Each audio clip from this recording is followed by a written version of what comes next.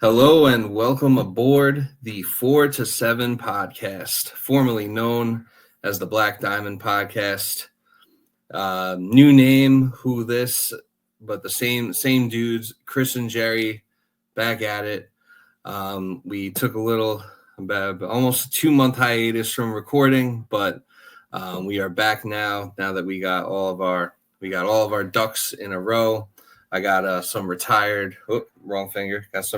numbers up on the wall. There's plenty more where that came from, but I figured for now, just get the most important ones up for the sake of the pod. But yeah, we had our wonderful meetup at spring training a couple of weeks ago, or week and a half ago now. And honestly, if we would have stayed outside any longer, we might have been able to just keep our name because I would have been cooked. But I can confirm. it was hot, and the sun was out that day. I'm actually still, pretty much just at the tail end of recovering from that sunburn. But yeah, we had a great time at spring training.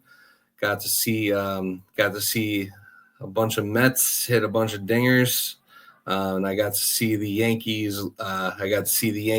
Blow a game in the ninth inning the day before. So baseball is so close to being all the way back that you can almost taste it. Where as we record, we are 1 week away from opening day. But Jerry, yes, from the real opening day, we had the Dodgers. We had the Dodgers and Cubs in the Tokyo series. I did not wake up at 6 a.m. for either of those games, so maybe I don't love ball as much as I perceive that I do. In fairness, Chris, if I woke up at 6 a.m. Eastern time and I put baseball on, I'm gonna be half asleep. It just is what it is. And if I'm half asleep and I see the replays look like some video game animation out of MLB 2K5, I'm going back to bed. Yeah, so better. Yeah, it's better. Yeah, it's probably better to just stay in bed.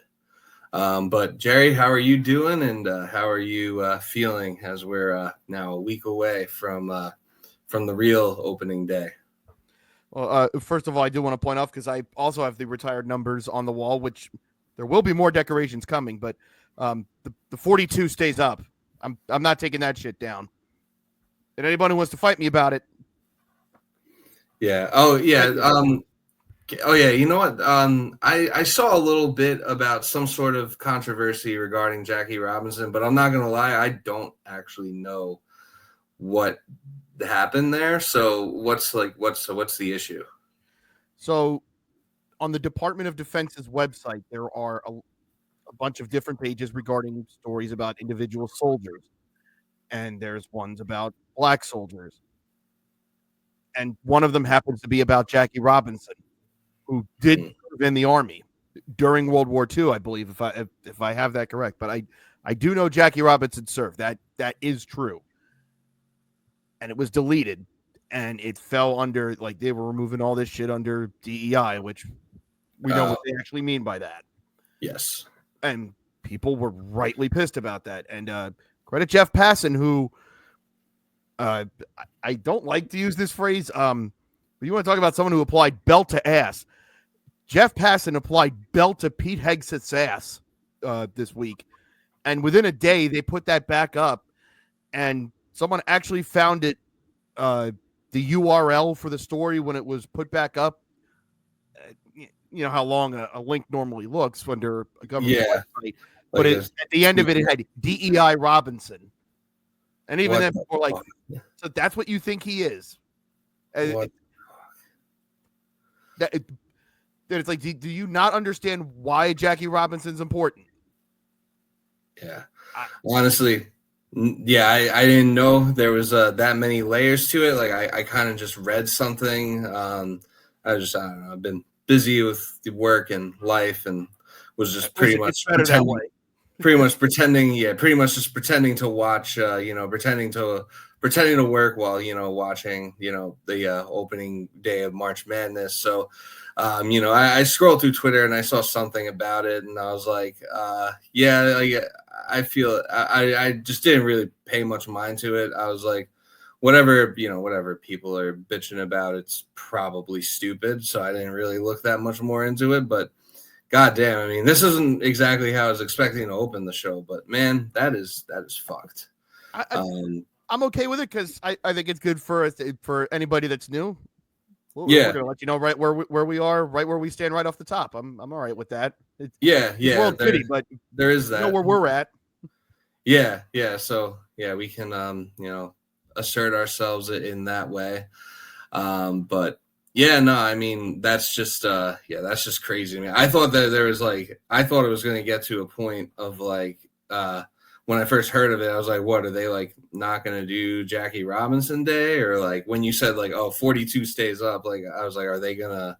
Honestly, I kind of worry that that's still a possibility, because if the executives of MLB were presented with that and pressure was applied, I mean, I do not expect them to have any sort of spine on something like that.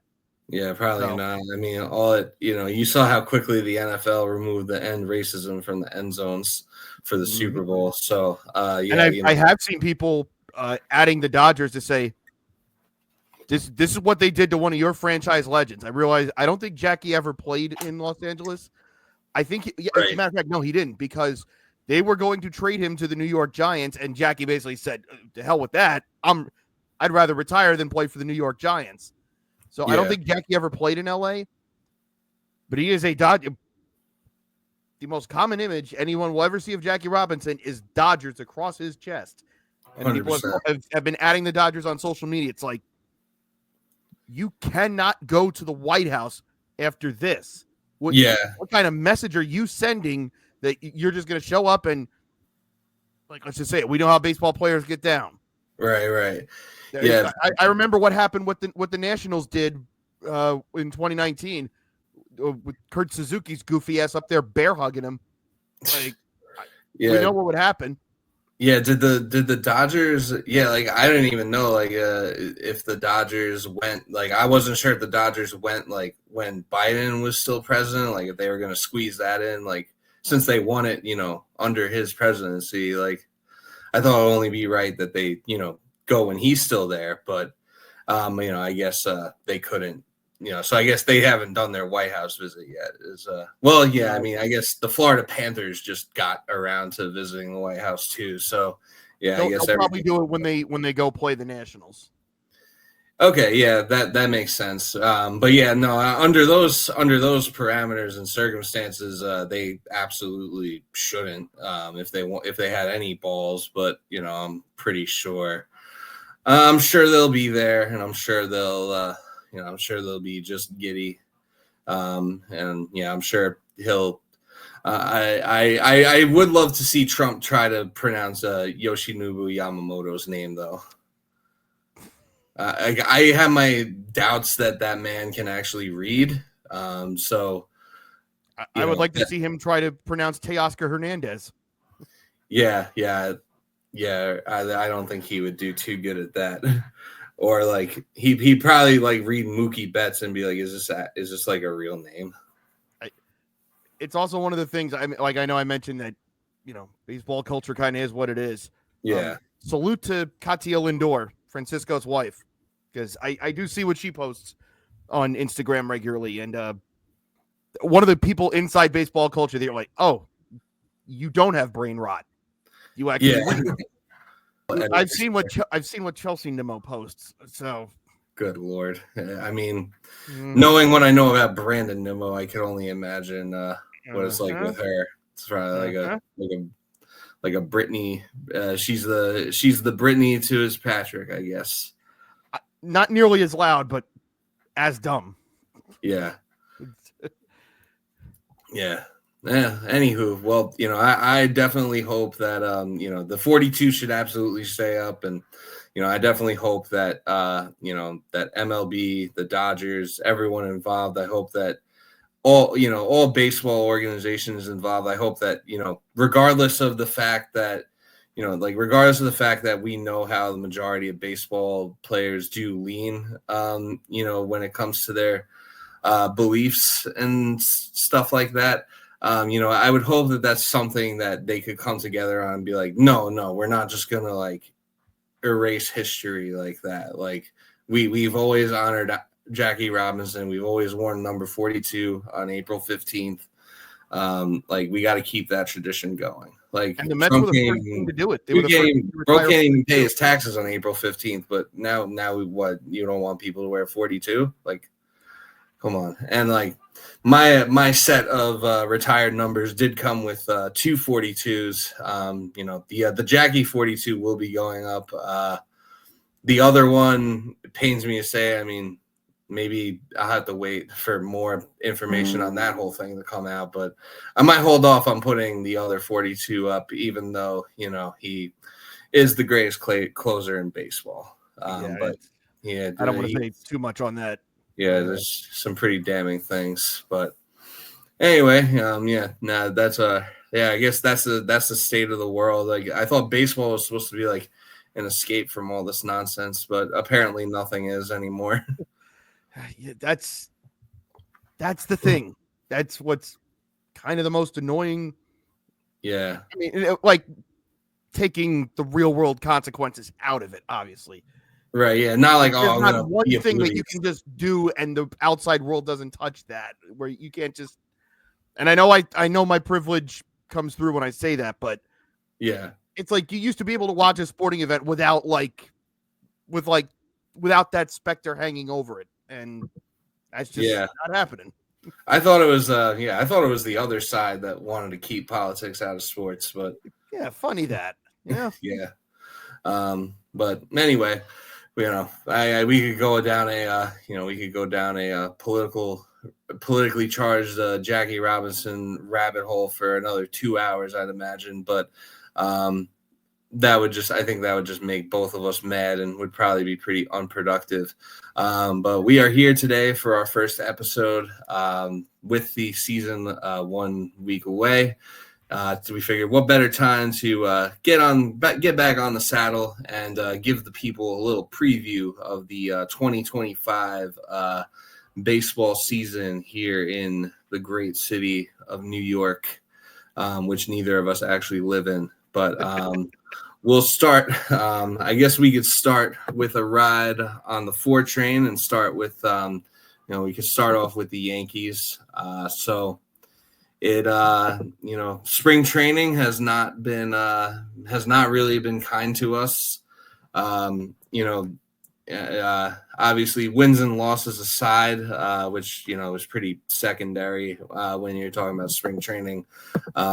It seems every day we're getting bad news about another injury. So, as it stands right now, obviously Garrett Cole is getting Tommy John, won't be back until 2026. Although I did hear that he's getting like a version of Tommy John, or they did something where like it's supposed to allow his rehab, where it's supposed to allow him to rehab quicker, where he could come back like early in 2026 instead of like middle of 2026. It's it's that internal brace thing, which I believe is what Spencer Strider also had.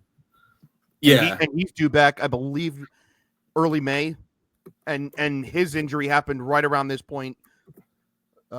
Maybe a week into the season, so give or take a month. So if all goes correctly with this, you'd be looking at May or June of 2026 for Garrett Cole. Yeah. So hopefully that is the case, and that is the trajectory that we do stay on. I think that obviously when the news first came out that we're going to be, that Garrett Cole may need Tommy John and that he was seeking the second opinion. Even in that moment, I was kind of like, you know what? Like, don't fuck around with this. Like, if you need the Tommy John, just get it. Like, I remember, I think it was like 2015 or 2014, like one of Masahiro Tanaka's first years, with the Yankees, where he had that injury where he could have gotten the Tommy John. he chose not to. And then like he was still a very good pitcher, and he always showed up in the playoffs, and I'll always love Tanaka, but there was always a part of me that thought he should have just gotten the Tommy John, like, just kind of take the L, sit out for the year and a half. But when you come back, your velocity's up, hopefully, or it's at least back to where it is. So, I think that's the hope with Garrett Cole. I think like, just get it done, get it out of the way, and, get back for 2026. Cause obviously he had his issues, obviously he had his issues last year where he missed the first couple of months of the season. And then, when he first started pitching, didn't look great. And I think, kind of throughout the year, there were definitely times with Garrett Cole. For the most part, you could definitely count on him, but you could also tell like that he wasn't fully right last year. So I think, just kind of getting out in front of it and just getting the Tommy John was the right call. So no Garrett Cole. On top of that, sticking with the rotation, Luis Heel is also going to be out for an extended period of time. He will not be throwing for at least another few weeks. His expected return right now is maybe June, but I think we kind of know when they say like, oh, we hope that someone comes back in like June. Usually that means closer to like July or August. So I will be seeing Luis Heel in the second half. So, those are our top two starting pitchers, already. Then we also got Giancarlo Stanton with he's got torn tendons in both elbows. He's going to start the season on the IL. Apparently this is like a problem he's been dealing with like since like January. I guess hitting all those bombs and like swinging a bat as hard as he did, I guess that hurts your elbows over time. So he's also a big guy, so having a carry, I imagine that's gotta. Yeah, and he's also and like he's already got his and like he's already got like his injury, his elongated history of injuries. Clark Schmidt also expected to start the season on IL with shoulder fatigue.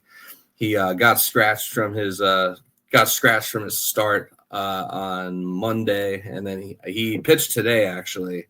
But yeah, I guess that was just kind of like trying to build him up. But yeah, he's not going to be ready for the season. Then Mark Leiter is also dealing with some back discomfort. So yeah, just injuries galore. Paul Goldschmidt has a sore back. My neck hurts just from reading all of this. But so, maybe put me on the IL too. But Paul Goldschmidt is just about my age. And listen, there's some mornings where I feel it in my neck and my back. So I don't think the Paul Goldschmidt thing is anything. I don't think it's anything serious. They expect him to. There's no concerns like that he'll miss opening day or anything. I think on MLB's Yankee injury news article website, it says that he was expected to return either today or tomorrow. So I also have one injury solution for Giancarlo. What's that? If he just eats Kit Kats like a normal person, like the rest of us, I don't know. Yeah. That might be related. Yeah, maybe drink a couple beers or like. I think it was Ozzie Guillen that said I think that what he said about Fidel Castro aside, I think he said something along the lines of like he was talking about how like back when he was like managing that, players would now they got these players on all these diets and stuff and everyone gets hurt and like blows their arm out or whatever the case is. And he's saying when I was managing, players would like eat burgers and drink beer. Like, yeah, they'd you know, they'd have a gut, and you know, they'd be a little fatter, but like they would still play like 150 games a year. So I didn't have any issues with it.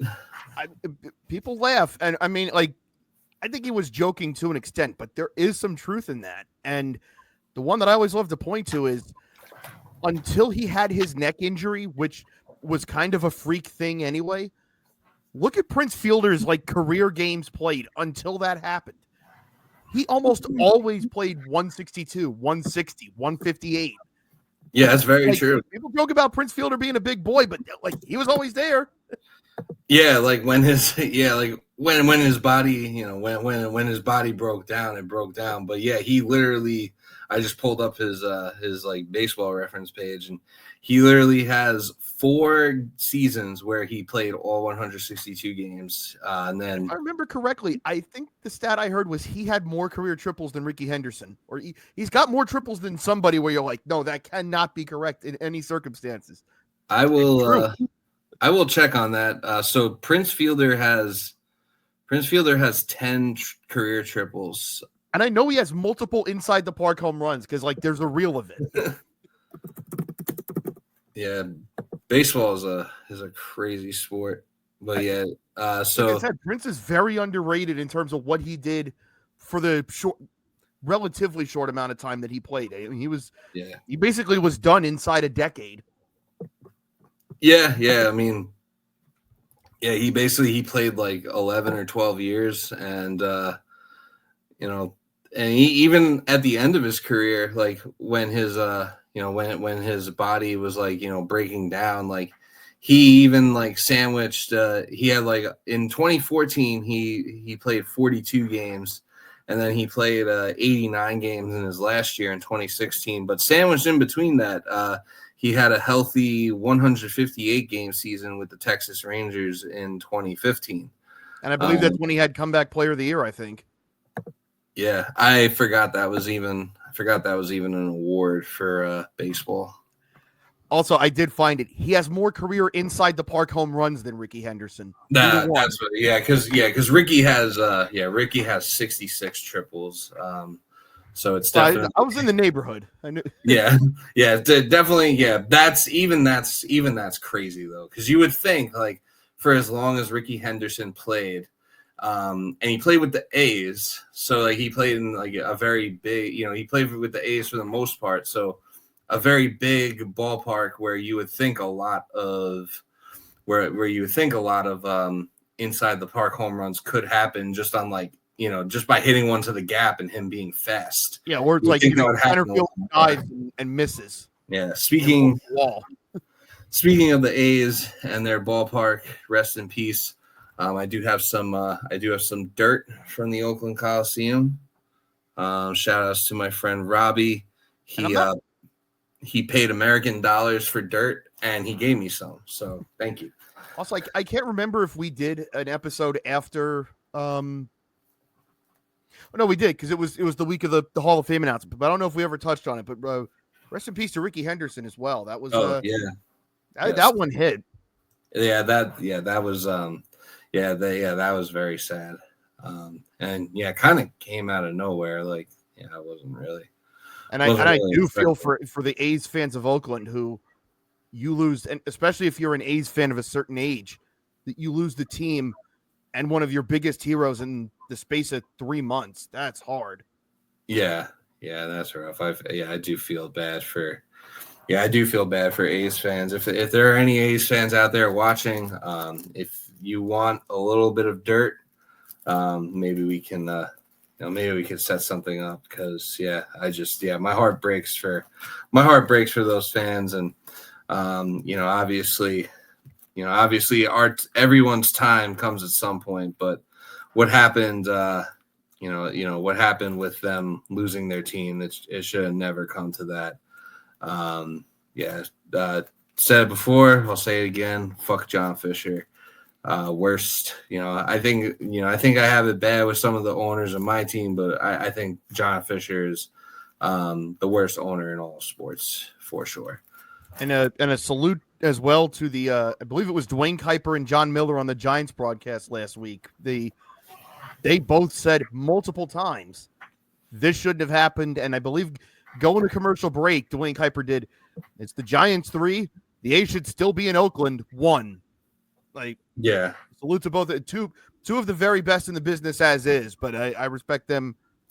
Not afraid to stick their neck out like that. I mean, I know it doesn't really cost them anything, but like, I'm sure Suits probably lectured them about why that's not good, but good on them for doing that. Yeah, good on them for sticking it to the man, because there's just no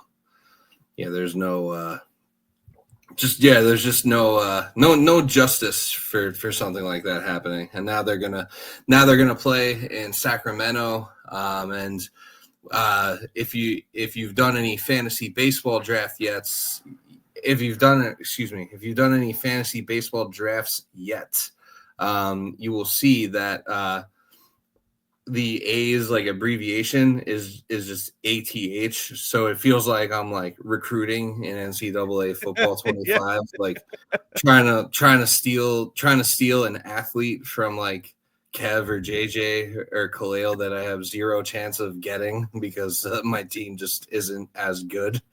So my, so unless I have like a proximity home advantage, I'm not getting those aths. I have to get my own aths. Hey, listen, there's a reason why Al Golden and Matt Rule are legends at Temple. It's a hard job. Yeah, these are facts. And I am learning that the hard way. Also, to piggyback off of what Chris said, if you're in fantasy baseball, if Brent Rooker and Lawrence Butler are there, or even I would say Shea Langeliers, or even I forget who's the big first base Soderstrom. Yeah, Tyler. Anyone who's a decent A's hitter, get in on that. At 81 games in that park, not to mention the games that they're also going to play in Tampa this year because the Rays have been displaced. Yeah. Definitely to your advantage. Oh, yeah. Yeah, no, that's a good call. I think those are all like pretty good players with fantasy value regardless. But yeah, when you factor in the fact that, they're going to be playing in minor league, they're going to, with you factor in their visits to when you factor in their visits to George Steinbrenner Field and also to Yankee Stadium and wherever else, and they'll visit the Red Sox too. Like, plus people talk about how the ball's different when it gets hot. It gets like into the 100s in like inland Northern California. Oh yeah, that's gonna be it's gonna be a big problem. Yeah. They're gonna have problems like I don't know if they could have any of their games in the summer like during the day. People always talk about it's like when you see a prospect that's playing in AAA in the Pacific Coast League, you can't really trust the numbers because all the places are elevated and they're all insanely hot, so the ball's just jumping. So it's like if the hitter has outrageous hitting numbers, it's okay. He's probably got talent. Is he that good? I don't know. Yeah. If a good pitching prospect goes to the PCL and his numbers stink, it's all right. Well, how much of that's really him? Yeah, it's like graded. Yeah, it's like the parks. Yeah, it's like the Coors Field like effect in minor leagues, pretty much, where you don't really, where you just don't really know. But I mean, I'd say all those guys definitely have fantasy value, and it's definitely inflated by when you factor in that they're going to be playing 81 games in Sacramento at a minor league park. They're going to have a road series at George Steinbrenner Field. They're going to have a road series at Yankee Stadium, Fenway Park, insert Camden Yards. There's plenty of ballparks in, there's plenty of ballparks, especially in the American League, that are very, very hitter friendly. So, I would say that's definitely a good call. If if the time's right and you have the need, those are definitely some good names to look out for. Included on that list, Minute Maid Park, and I would like to issue the statement regarding the new sponsorship. To paraphrase Coming to America, it's Mama named it Minute Maid Park. I'm gonna call it Minute Maid Park. What's it called now? I believe it's Daikin, or it's some company I've never heard of. Oh, is it like an insurance company or something? I don't think it is. That's like when they changed. It's like when they changed Heinz Field to Acrisure Stadium. Everyone was just like, "Yeah, no, no, it's Heinz. It's Heinz Field." That's kind of how my view is on Or that. like, I don't mind if you're a corporate name, so long as it makes sense. It's like Heinz Field. yeah, Okay, sure. The Staples Center. yeah, Okay. Crypto Miller Park makes sense. Yeah, It's like when you see like Vivint Home Solutions Arena. No, I'm not doing that. yeah, yeah. As someone who does have Vivint home security, yeah, I don't want to see their name on a stadium. They get enough money as it is. Daikin is a Japanese conglomerate who owns Waller-based air conditioning manufacturer Goodman Global, who agreed to acquire the name stadium's naming rights, which is seen to run through 2039. No, it's been made. Yeah, yeah. At least you don't have to worry about people, being like, "Hey, you want to meet up at the?" Go back to Enron. I mean, Enron's back in business now.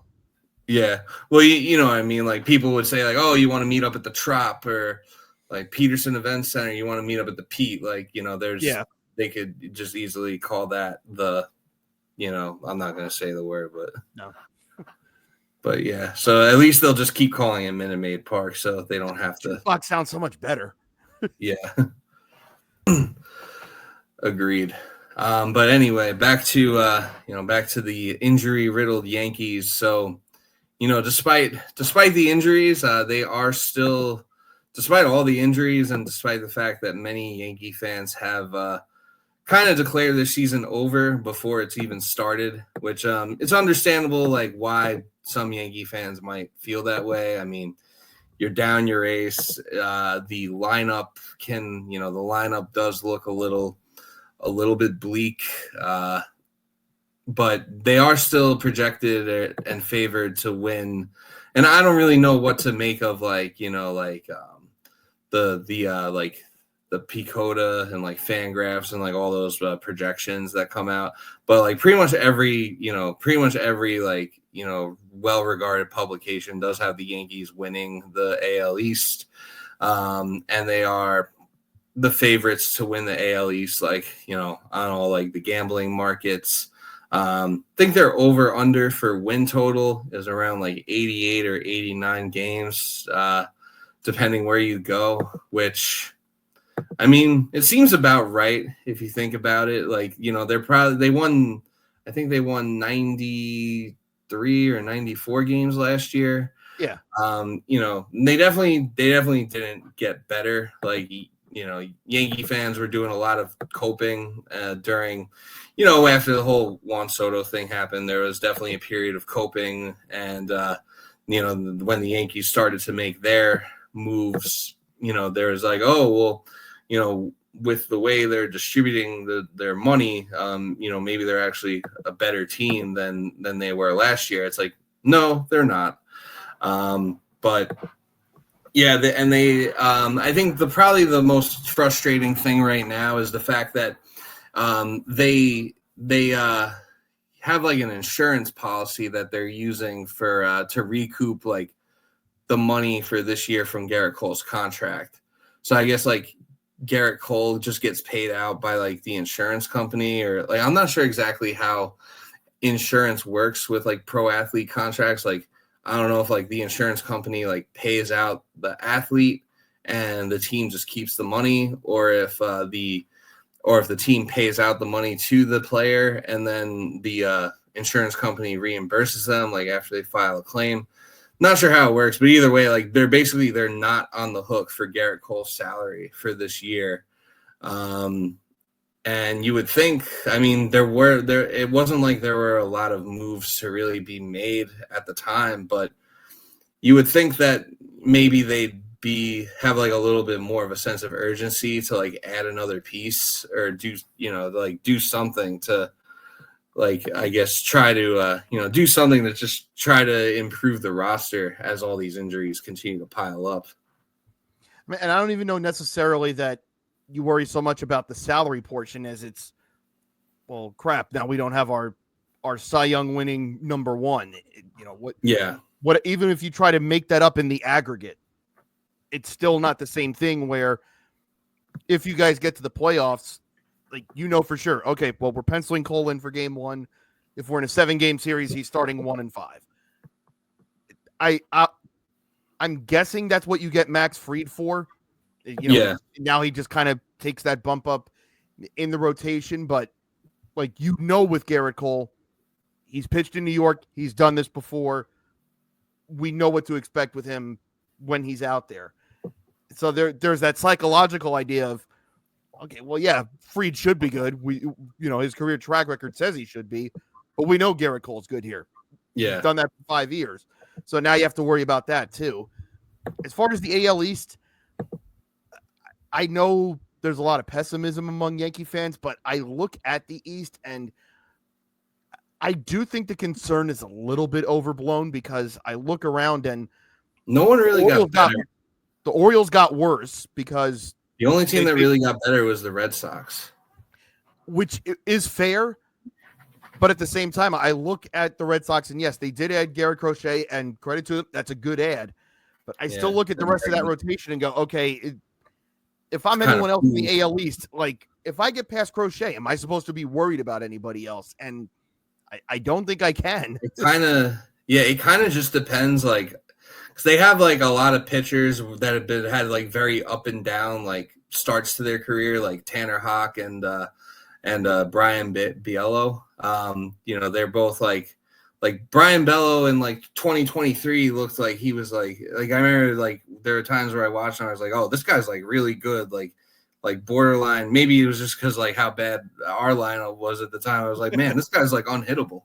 And then like he got blown up and like pushed around quite a bit last year. And Tanner Houck also was like very like up and down throughout his career. He was an all-star last year. He was an all-star, and then the second half just fizzled out. So there is a lot of like, okay, like will the real Slim Shadys please stand up with the rest of their rotation? They were talking about Nick Pivetta leaving as being a legitimate problem for the Red Sox rotation, and that feels like a very damning statement. That Nick Pivetta hurts you. That's definitely an indictment of the state of your rotation, and they did have to give up like one of the best prospects in baseball to get Crochet. I mean, rightfully so, because rightfully so, like, if you want a premium pitcher or a premium asset, you should have to pay a premium price. Give something to get something. Yeah. So, rightfully so. But yeah, like they're probably the one team that I look at and say, okay, like, they added Crochet, they added Bregman, to that lineup where they already have like Jarren Duran, Rafael Devers, Tristan Casas, and whoever else, and they should be they should be have a pretty good they should be able to score runs, they should be able to produce offensively, and there'll be a problem in that regard. And obviously Crochet, when you're facing Crochet, that's going to be tough. But on the other the other times where he's not on the mound, plus like they said like their big bullpen acquisition was Aroldis Chapman. So and they also do feel a bit incomplete in the sense that, and the Bregman signing kind of convolutes this a little bit, but the big talk for them the past 18 months has been, well, we got to wait till Meyer gets up, and then Christian Campbell kind of forced the issue. I believe was the minor league player of the year last year. And they're both middle infield guys. And they have Roman Anthony, too, who I think they're all like top 20 prospects for all of baseball. Well, when those guys do come up, you're playing Bregman at second for now. Devers has made it very known he's not coming off third. Yeah. But he probably should come off third. Probably. Is one of him or Casas going to be your DH? And they can't even really do that right now because they have Yoshida. He can't play the field because he's still coming back from injury.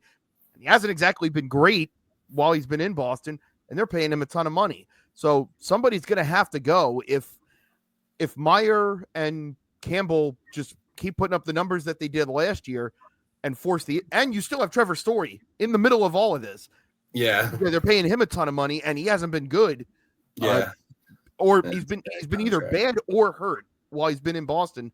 So something's going to shake where they're going to have to move somebody to either make room for playing time or get somebody's salary off the books. I do wonder if that guy ends up just being Devers, because It could be. I mean the Red Sox always kind of the Red Sox have kind of always done this thing where it's like they're either like they'll be in like their spending mode, they'll have like Mookie Betts, and they'll add all these players, they'll win a World Series or compete for a World Series, and then like as soon as they win, or like maybe not even necessarily, they may not even necessarily like have to win for it to happen, but eventually they get to a point in like that window where they do start to sell their assets off. So I do wonder if Rafael Devers will end up being that guy, just because like of how much money he's already making and how much money he's going to command, plus the unwillingness to move off of third base when that's probably the best move for all parties involved for them. So I do wonder, I don't think it'll happen this year, but I wonder if we're looking at a situation next offseason where you're seeing Rafael Devers get moved, in addition to also Vlad Guerrero Jr.'s impending free agency. So that could be pretty. There's been talk that he Boston somewhere he would like to go. So I think the best case, if you're Boston, is you hope that Tristan Casas bounces back to the form that he was in 2023, because his year was wrecked by injuries last year. They still need pitching. So you would think, okay, well, if Casas becomes the hitter that we know him to be, hope that he has one of those years and then flip him for like, and I've heard this link before, but like say someone like Luis Castillo, and then you have a legitimate top two in your rotation that, okay, you still don't have a perfect five, but those two at the top makes things a little easier. Yeah, then you have like a legit 1-2 punch that you can, pretty much you feel confident with, like in any playoff series or really any scenario. So yeah, it'll be interesting to see. They have a lot of moving parts there, so it'll be interesting to see how they handle it. But yeah, I would definitely not be surprised if if like within the next calendar year, if Rafael Devers is playing for a different team. That's bold. And real quick, just to hit on the rest of the AL East, the Orioles got worse because they basically swapped out Corbin Burns for Charlie Morton, who it might be the last year for him. Tampa's got a world of uncertainty, plus injuries going on at the moment. The Blue Jays are the Blue Jays. There's even for as much as gone wrong for the Yankees in the last few months, and this isn't even me like getting jokes. This is from what I've heard of Yankee fans. I still don't think it's crazy to say you guys will be the favorites in the East. No, I think I think that it's probably right that they are the favorites in the East. Now, like, would it shock me if the Orioles or Red Sox like jump them and won the East? No, but like I would still say that this is like, I would still say that this is at the very least like, as long as 99 stays healthy, because for all the shit that we give him in our Discord because of his because of the way he because of his I guess off the field stupidity, kind of, not that he does, not that he's like out here committing crimes or getting in trouble, but I mean just like the way that he goes to bat for a lack of ball knowledge, friends that suck. Yeah, he doesn't really have ball knowledge. Like, he was basically, apparently he was I don't want to like spill Kev's tea, but according to Kev, who I don't know where he got this information from, but according to him, Judge was basically like talking to, like, I guess he was talking with like Cashman and like the front office execs, and they're asking Judge, I guess, because he has like input on roster decisions and signings and things like that. I guess they were asking him like what stats he values, and he was saying like, I like guys that get RBIs, and they were trying to explain to him like, yeah, RBIs like kind of don't matter. like I mean they matter, but like that's not really the stat that you should be looking at to like really measure like a player and their value, or like that like front offices and like analytics teams aren't like being like, oh yeah, this guy has a lot of RBIs, like let's sign him because it's one way to measure a player's value. I don't think it's the way to measure.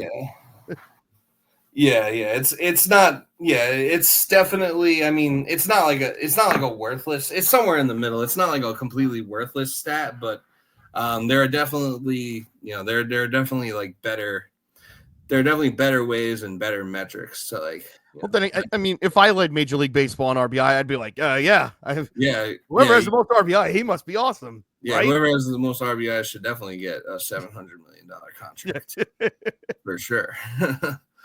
But yeah, just not exactly especially for a team like the Yankees, where like it seems like there's all this talk about how all their decisions are analytically driven, but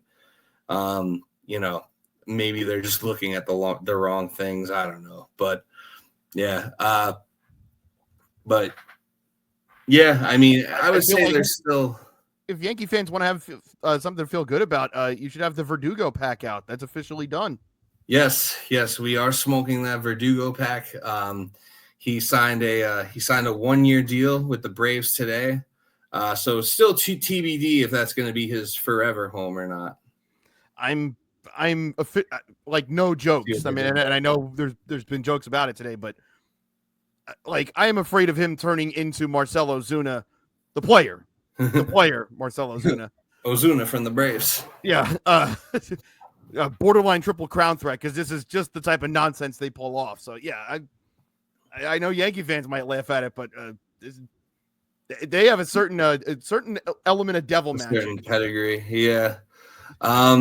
Yeah, I mean, we'll see. There's there are rumors that if he does hit, I think it's if he hits 28 or more home runs, Kevin Lewis will eat a piece of paper and bark on a podcast. Might be our podcast, might be the other podcast, might be Middle Initial Podcast, might be both.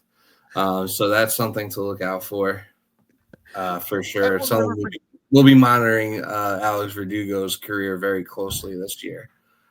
I will never forget this, because this type of shit still happens. The FSU fan at the start of this year, but this might have been 2014, 2015. But there was a Falcons fan. I remember he tweeted, "If the Falcons don't have a winning record this year, I will eat a Falcons fitted live on Ustream." And then they went 6-10.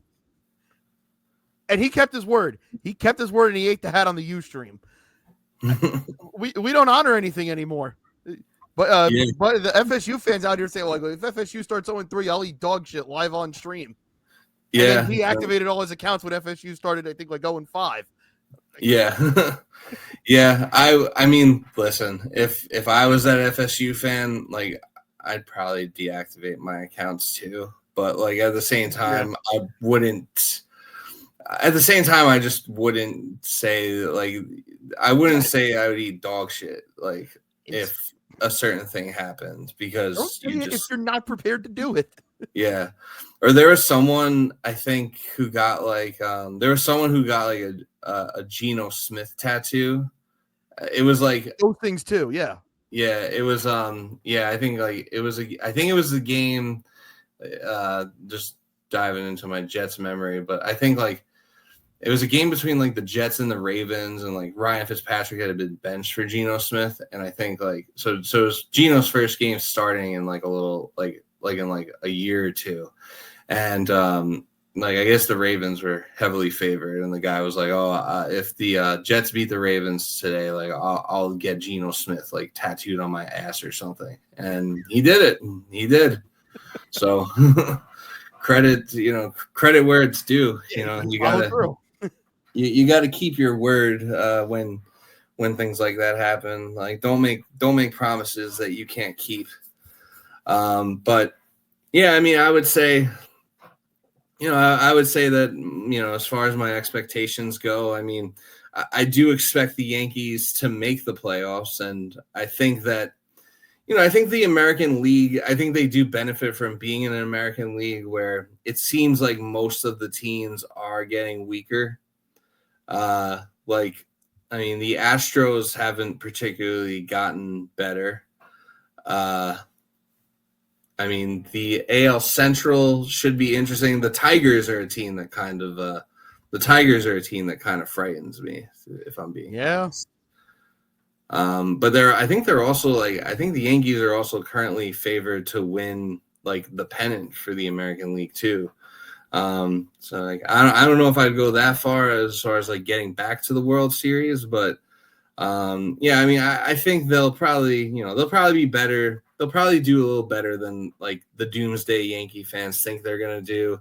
I think that right around that 88 or 89, maybe 90 wins is probably around what you're looking at. Because you did get a little worse than you were last year, so you're probably going to win at least a few less games. But the good news is most of the teams around you that you have to worry about, like most of them didn't particularly get better either. Like the main teams I worry, like the main teams around the Yankees that I worry that like got better. I mean, the Orioles are still going to be like, they're still going to be annoying and they're still going to be a problem. If nothing else, just because like that core, like the core of their team is just like has another year of experience. So and they still have prospects. Yeah, and they still have prospects coming up, and like you'll get like an actual year of like Jackson Holiday now. Yeah. So they could be better. And maybe Charlie Morton finds the fountain of youth again for like the 37th time in his life. So yeah, the Orioles could definitely still be like a problem or still be annoying. It wouldn't shock me if they ended up winning the division. I feel like you did bring up the Tigers real quick. I don't know if you've seen this. Apparently, Gleyber Torres not wild about playing third base there, and I don't know if it's happening. But apparently, like that's the big controversy there because they've talked about they maybe want to move Baez there, which like. Yeah, for all the fact that he can't hit, he's still one of the best defensive shortstops. Like that's his value. Right. You move him off short, then why are you playing him? Yeah. Do you move Colt Keith there? Do you just stick somebody there just to not move anybody? Or it's like how did they not have this sorted when they were going to pursue Gleyber? Like what? Like was he surprised when they got down here for spring training of we're putting you at third, or did they not talk to him about this beforehand? Yeah, I don't know. Yeah, I did hear a little bit about that whole thing. Like I heard, yeah, like I did hear a little bit that like I think like he tweet something being like I'm a second baseman or something like that. I believe he did. Yeah, like it kind of like when Mekhi Becton tweeted like I am a left tackle. Yeah, so like. Yeah, I mean, yeah, I don't know like what their plan is. I mean, I think he should probably be open to playing another position. I think if anything, they should move Gleyber to first base because he's, probably that's where he would be like the least of a liability, I would think. He's definitely he's unplayable at shortstop. Like that's out of the question. Second base. He's playable, but you're definitely going to have some headaches with Gleyber at second. And they have Colt Keith who can play it.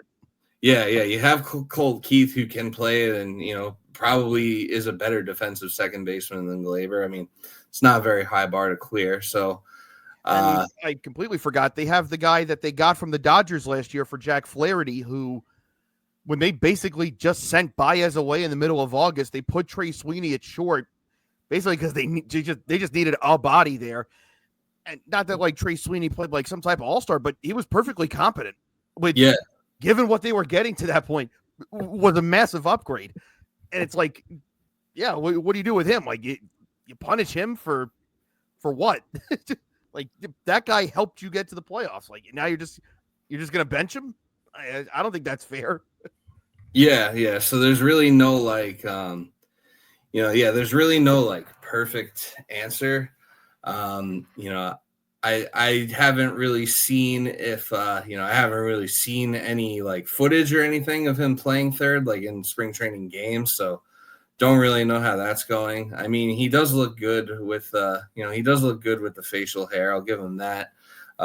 Sorry we waited too long to change that rule.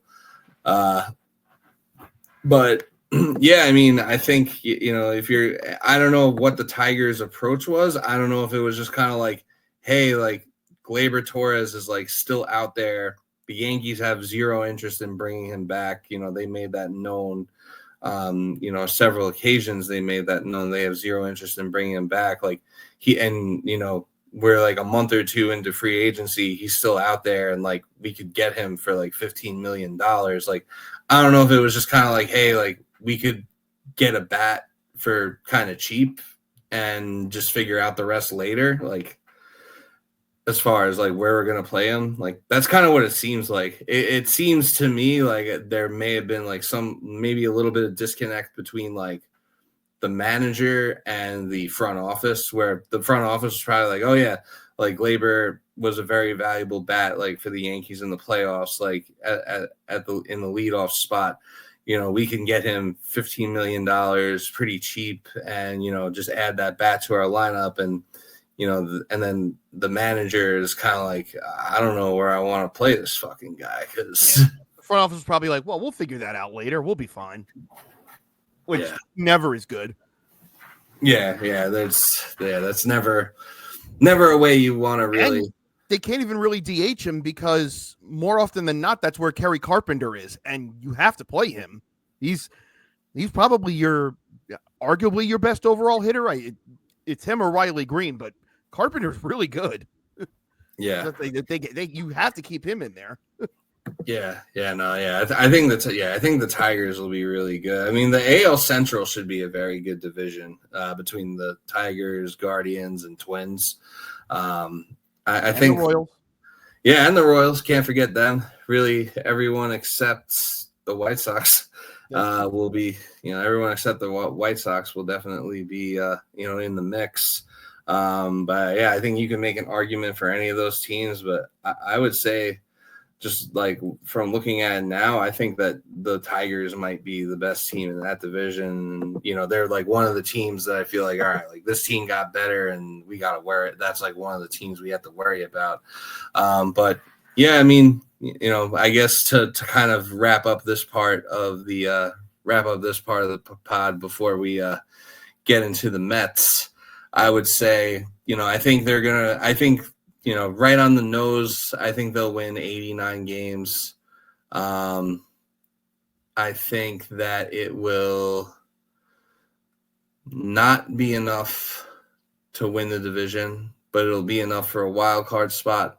I think the Orioles might win like one or two more games. Like I think everything's going to be like really tight, like it was last year. Like me and my friend talked about this once, and I don't know if I ever brought it up on here, but like maybe Rob Manfred, like, as much as everyone hates on like all the rule changes, maybe like he just kind of made baseball like competitively balanced. I mean, obviously the Dodgers have a thing or two to say about that, but like no team was really like that much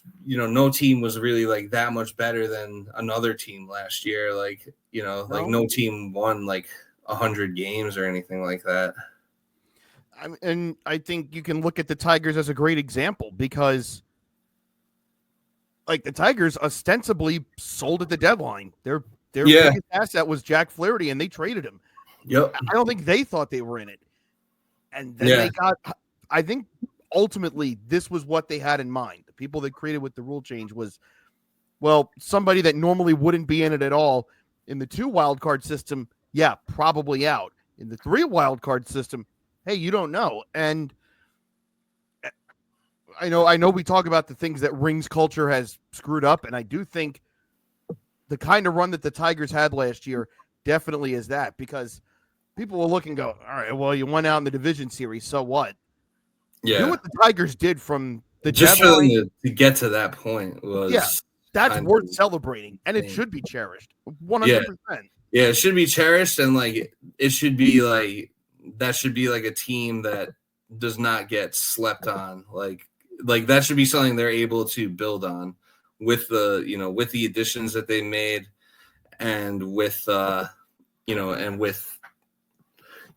the additions that they made, and like having that like experience under their belt as like a fairly young team, because there were like a lot of guys on that team that were prospects.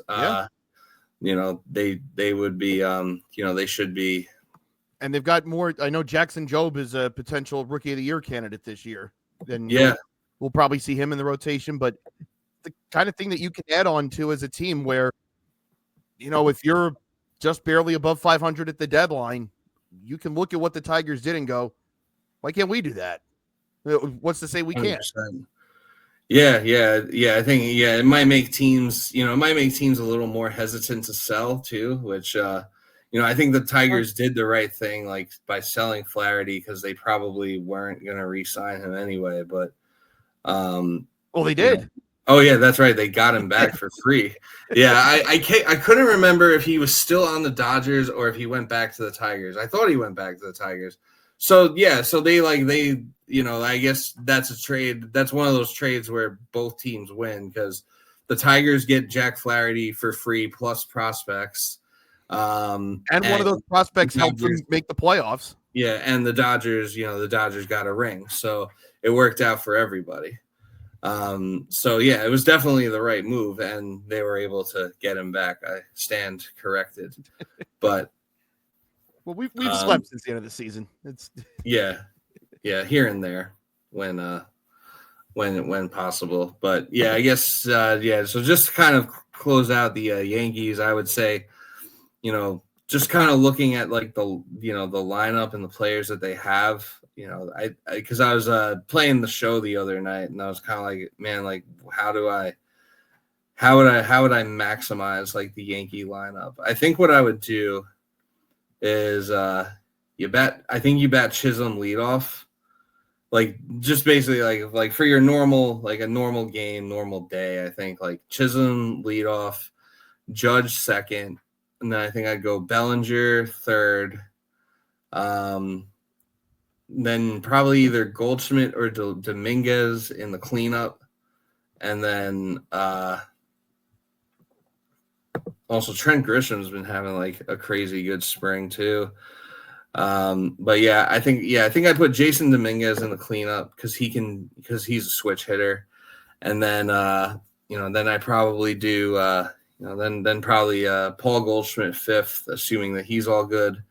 Then I go Volpe in the sixth spot, and then to close out the lineup, I'd probably go, I think I'd bet Oswaldo Cabrera ninth.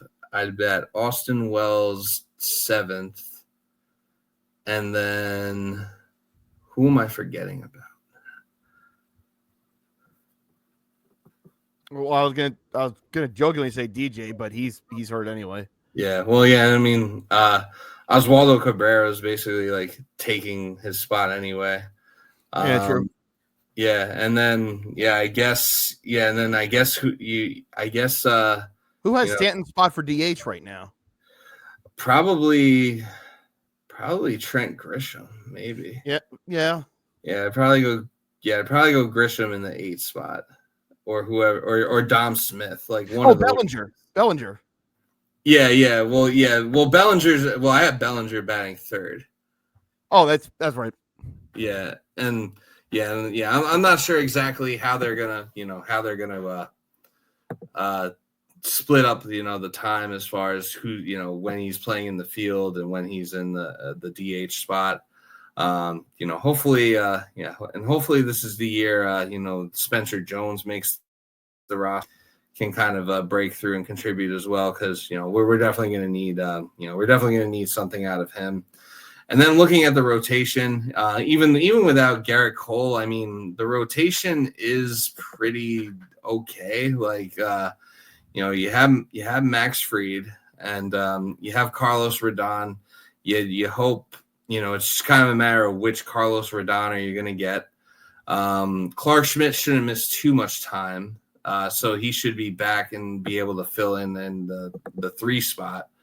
And then Marcus Stroman, who just won't go away. He's there too. He's probably the 4. And then I think right now I'd say Will Warren probably got to, he got beat up a little bit today, but I would say Will Warren probably has to be the front runner for to make the rotation as the 5th starter, because other than today, he's had a great spring, and I've been seeing a whole bunch of pitching ninja highlights from him. It looks like he's elevated his game, and it really looks like he's ready. So I think that I think that he's kind of like the X factor for this team. Like if Will Warren can be this year like what Luis Gil was last year, like I actually kind of think we'll be fine. And we still have a really good bullpen too. So I don't think all is really lost with this team. I think that I don't think all is really lost with this team. Like I'm not expecting them to win the World Series this year per se, but I don't think all is lost. And I think that there's something there, and as long as as long as they're playing, up to, as long as they're playing like up to where they're supposed to be playing, I'm sure they'll make a move of some sort at the deadline to hopefully add some hitting. So, but yeah, I'd say 89 wins in a playoff spot I think is definitely reasonable, and definitely doable. Do you have any you have any predictions for like how this year will go for the Yankees? I 89 sounds reasonable. I would put it anywhere in that range between 87 and 92, just because the variance of baseball can happen that way. We talk about how good that bullpen looks. Like you may get an A+ year out of that bullpen, which maybe steals you an extra 2 to 3 more games. Where I wonder how much the projection systems are accounting for Will Warren potentially taking a leap, and as you said, having the kind of year that Luis Gil did last year, where maybe that's an additional 2 to 3 wins, which obviously, you don't want to lose Soto and Cole, but it seems funny to say, but to steal from Moneyball, it's like there are ways to replace that in the aggregate. It doesn't feel like something the Yankees should ever have to be doing, but like this is just the reality of where it is. And I don't think it's if you don't want to go over the luxury tax, then that's how you got to do it. Yeah, I don't think it's impossible for the Yankees to. I don't think they fall through the floor the way I've seen a lot of them talk about. I don't think they'll peak as high as they did last year, but I certainly think they'll be in the mix. Yeah. No, I would. I would agree with that. I'm sure we'll be coming on here in about a month, and I'll be crashing out over how bad they suck. But it's a long season. There's there'll definitely be ups and downs like there always are. But yeah, I think at the end of it, they should be right there and in the thick of things. So it's just a matter, of where you're at, and hopefully, obviously Cole's not coming back, but you just hope that with Stanton, as long as he's ready for October, because that's where he shines the brightest, and as long as he's ready for then, and you hope the rotation is as intact as it could be, and they can, they could pretty much they could probably beat or lose to any team in the playoffs. Is kind of the way I see it. You look around the rest of the American League, it's maybe one of those central teams takes a jump, but in the AL West, like the Astros are not, they're not the Astros that we've known for the past decade. Right. Maybe the A's take that jump, but we genuinely don't know what they're going to be playing in this park yet. Yeah. I think the A's could go either way. I think the A's might be like my sleeper team this year. But I don't think there's really any one team in the AL right now where you could definitively say, oh, well, the Yankees are definitely worse off than that. We're fucked. Yeah, we're fucked. The AL Central, kind of at that level. Yeah. But I don't think there's one team in the AL Central I'd say they would definitely beat the Yankees in a 7-game series. Not yet. Yeah, like I'm not saying like, oh, I'm not scared of any team. Like there are definitely teams that worry me and that would concern me if we had to play them. In a playoff series that I would feel like it would be tough. Like I even felt like even though the Yankees Guardians ALCS last year only went 5 games, like it felt a lot more difficult than a 5-game series. So like, yeah, I would say any team we play, there's going to be concerns, but I'd also feel like we could come out on the right side of it too.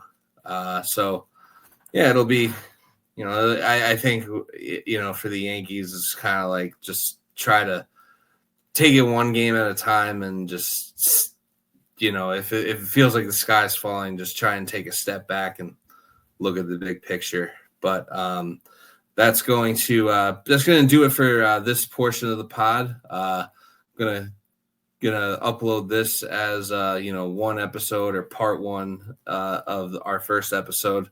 Gonna take a brief pause, commercial break now. Shout outs to Crown Nectar, Andrew L. Case's juice business. They make some good. And I'm just coming up with this on the fly. He didn't give me a script or anything.